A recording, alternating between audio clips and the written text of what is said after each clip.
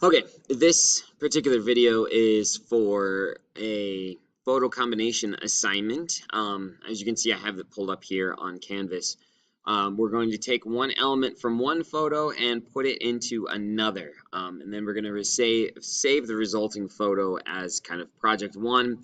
And we're going to do this twice. And then we're going to get a third photo and take an element from it and put it into a fourth photo.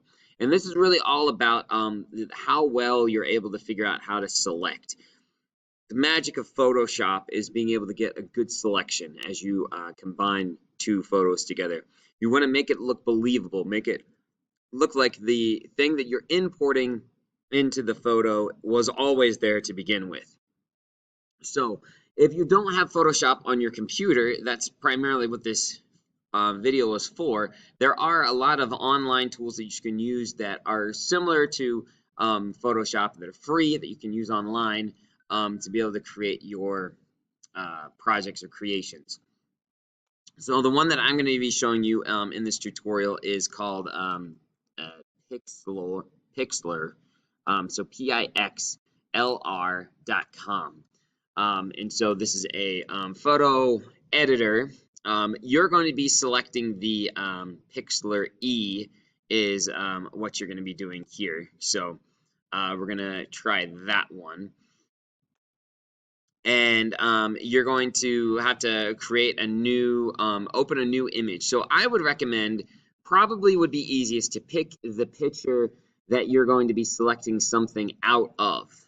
So you're going to select that element, and that's the one that you're going to essentially move to the other picture. But I'm going to show you a way that you're just going to put the other picture on top of or underneath of that image. So we're going to go to open image. I have downloaded these images that I'm going to be working on here, 7422 and 6756. These are images that are available on the assignment on Canvas that you can select from. So I just picked two random ones, and we're going to look at these.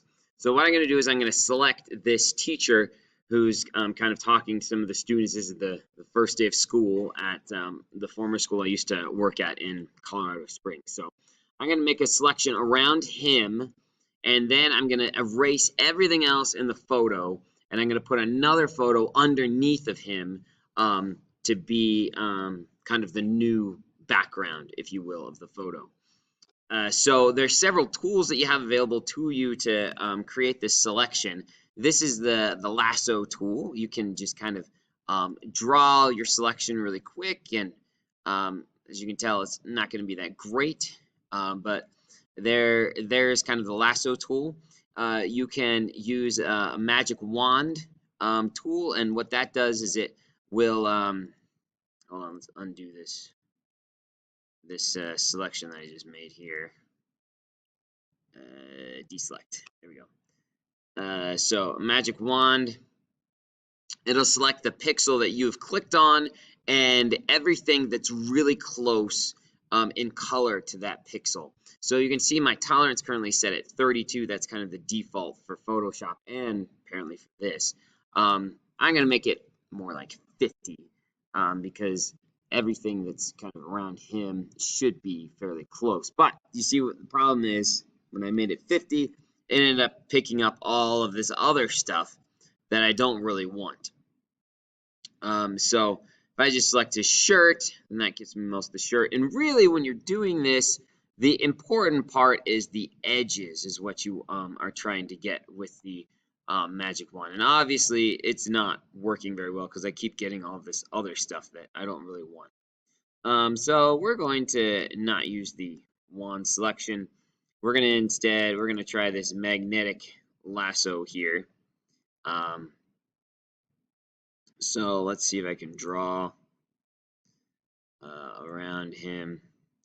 Now it says it's magnetic, and it doesn't quite work the way that the lasso works in Photoshop, because I feel like this is more of like just a freehand thing. And of course, I've got this inconvenient ad here to delete. So we're gonna go around. If you're doing this at home, I would strongly suggest you take a little bit more time to try to make this a little tighter of a selection. But there you go. So I'm gonna get rid of this because it's not what I want. So you can say the new selection, add to, or remove from, which is what I want to do. I want to remove this part of my selection, take it off. You can also do it by holding down, as it says, Control while you're on the regular selection mode. Okay, so I've selected him, which is the important part of the picture I want to keep. But I want to get rid of everything else. So the way that I do that is I'm going to invert my selection, and then it selects everything but him. So then when I push delete, it gets rid of the rest of the picture. So now I have a blank background, and this is the point where if I were using Photoshop, I would take him and move him into the new photo. But this program works slightly different. So what we're going to do is instead we're just going to add a layer here, and I'm going to put an image in that layer, and that's going to be the other photo that I got. So this one was, I think it was the first one. So let's try this one. It's the same exact one. So that's not what I want. So we're going to get rid of that layer, minus. And so then we're going to go back to, oh wait, not minus. We're going to delete this layer. So I just uncheck that. Let's try the other one. So it'd be 7422. There you go. So there's my new picture. The problem now is that it is on top, and I want him to be on top. So I'm going to move the background, reorder my layers here, so we can see this a little better. There